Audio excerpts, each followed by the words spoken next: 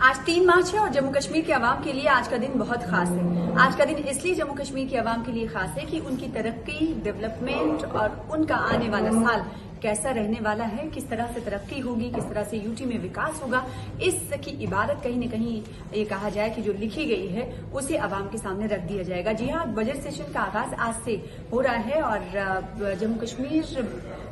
के एलजी मनोज सिन्हा के खिताब के साथ ही बजट सेशन का आगाज हो जाएगा। 7 मार्च को बजट पेश किया जाएगा और ये बजट क्योंकि finance department CM Omar Abdullah के पास है, लिहाजा बजट उन्हीं के जरिए पेश किया जाएगा। तो ये बजट कैसा होगा, तमाम लोगों की उम्मीदें टिकी हुई हैं, निगाहें टिकी हुई हैं। लेकिन आपको बताएं कि ये खास बजट होने वाला है क्योंकि 7 से 8 साल पहले आपको बताएं कि सेशन का इनेकाद हुआ था, फिर उसके बाद से असेंबली मुनक्किद नहीं हुई, असेंबली सेशन का इनेकाद नहीं किया गया क्योंकि आर्टिकल 370 जैसा मुद्दा बीच में आया और हमें पता है कि आर्टिकल 370 और 35A को हटाया गया। फिर उसके बाद रियासत का दर्जा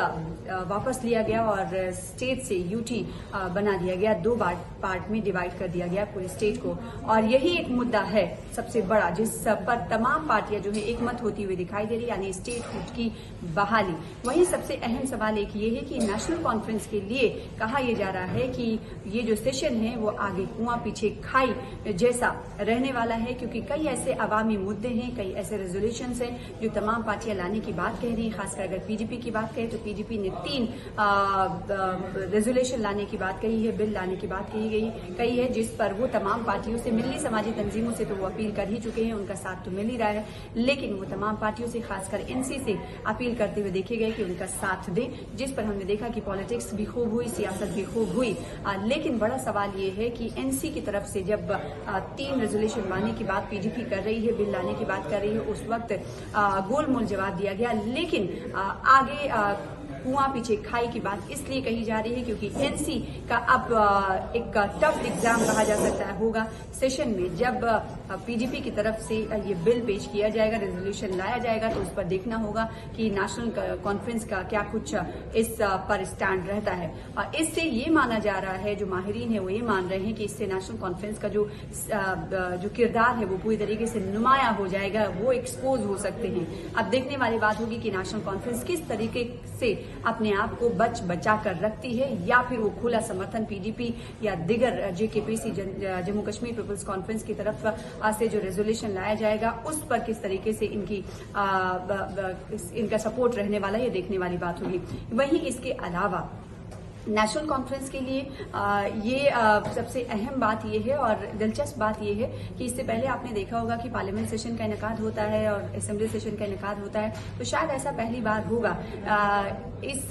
सेशन में ये तस्वीर देखने को मिलेगी, ये घटना घटित होगी, ऐसा कहा जा सकता है कि ऐसा पहली बार होगा कि सरकार किसी मुद्दे की डिमांड करेगी। जी हाँ, वो मुद्दा है स्टेटहुड की बहाली का। इसीलिए हमने देखा कि 2 मार्च को जम्मू में बैठकों का मैराथन जारी रहा, तमाम पार्टियां एक साथ बैठी, अलग अलग, पहले लेजिस्लेटिव पार्टी की भी मीटिंग हुई, एनसी ने अलग मीटिंग की, फिर कांग्रेस ने अलग मीटिंग की, फिर उसके बाद अलायंस पार्टी ने मिलकर मीटिंग की और यही हिकमत अमली मुरतब की गई कि आखिर विधानसभा सेशन में, असेंबली सेशन में कैसे एकजुट रहना है, कैसे एक राय रहना है और कैसे एक मुद्दे पर आर्टिकल स्टेटहुड की बहाली के मुद्दे पर कैसे पुरजोर आवाज में अपनी बात रखनी है, आवाज बुलंद करना है। तो अब देखना होगा कि ये मुद्दा किस तरफ से हावी होता हुआ दिखाई देता है। वहीं भारतीय जनता पार्टी भी स्टेटहुड की बहाली की मांग करती रही, लेकिन ये कब होगा, क्या भारतीय जनता पार्टी का भी सपोर्ट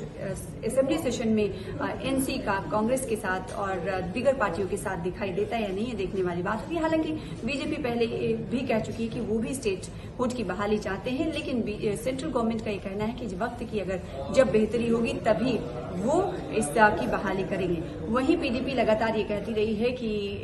लोगों को खामोश करके सेंट्रल गवर्नमेंट, मरकजी सरकार ये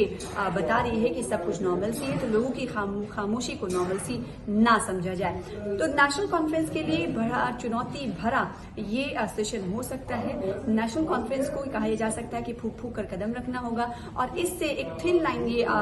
उभरती हुई दिखाई दे रही है कि नेशनल कॉन्फ्रेंस कहीं अपने किसी स्टैंड के जरिए आवाम के सामने एक्सपोज ना हो जाए, क्योंकि जो सियासी माहिरीन है उनकी तरफ से तो यही राय जाहिर की जा रही है। वहीं पीडीपी की तरफ से नेशनल कॉन्फ्रेंस पर जो आक्रामक रवैया है वो अख्तियार किए जाने की पूरी उम्मीद की जा रही है, क्योंकि हमने बाहर भी देखा कि इस तरह पीडीपी नेशनल कॉन्फ्रेंस को आड़े हाथों लेती रही कई मुद्दों पर, चाहे वो इल्तिजा मुफ्ती हो या पीडीपी हो, कई मुद्दों पर उमर अब्दुल्ला सरकार को घेरते हुए नजर आए। वही 4 माह गुजर चुके हैं उमर अब्दुल्ला सरकार के। 4 माह के बाद आज से बजट सेशन की शुरुआत हो रही है, तो अवाम को जो है वो इलेक्टेड गवर्नमेंट से काफी उम्मीदें हैं। और हालांकि एनसी भी ये कह चुकी है, नेशनल कॉन्फ्रेंस ये कह चुकी है कि इस बार वोटिंग परसेंटेज बढ़ा है और एक इलेक्टेड गवर्नमेंट यूटी में है, लिहाजा हमारी जिम्मेदारी होती है कि जो अवाम के देरीना मुतालबात हैं उन्हें पूरा करें। तो खातिर खा इस पर काम किया गया है और वो तमाम चीजें दिखेंगी बजट में। तो अवाम का बजट होगा या नहीं होगा ये देखने वाली बात होगी। हालांकि नेशनल कॉन्फ्रेंस सरकार की तरफ से कहा गया है कि अवाम का बजट होगा, बजट में सभी का ख्याल रखा गया है। लेकिन ये बजट इतना तो कहा जा सकता है कि हंगामेदार रहने का इम्कान है।